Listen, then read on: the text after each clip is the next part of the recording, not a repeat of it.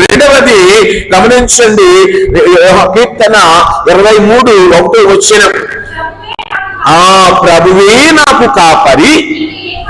అంటే మనము ప్రభువు మీద ఆధారపడి జీవించాలి అన్నది. అనగా గొర్రెలు కాపరి మీద ఆధారపడినట్లుగా దేవుని బిడ్డలు, దేవునికి చెందిన వారు ప్రభువు మీద ఆధారపడి జీవించాలి.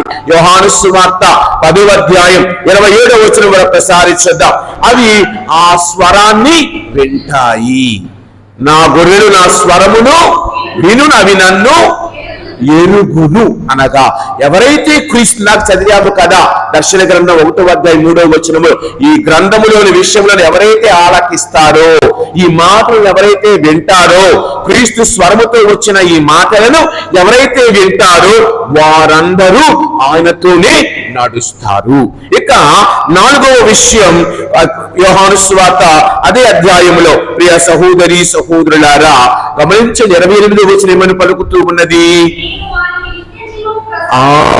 ఆయనతో నడిచే వారికి సంపూర్ణమైన నిత్య జీవాన్ని ఆయన అనుగ్రహిస్తారు.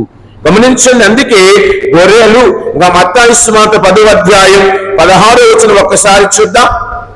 మత్తయి సువార్త 10:16 తోడేళ్ల మధ్యకు గొర్రెల వలె మిమ్ములను పంపుచున్నాను కనుక యుక్తము కలిగి జీవించాలి అని. మిమ్మల్ని ఎలాగ పంపుచున్న తోడేళ్ల మధ్యకు గొర్రెల వలె. అంతగా ప్రియ బలహీనులు, క్రీస్తుని మనందరము క్రీస్తు నడిస్తేనే బలవంతులం అవుతాము.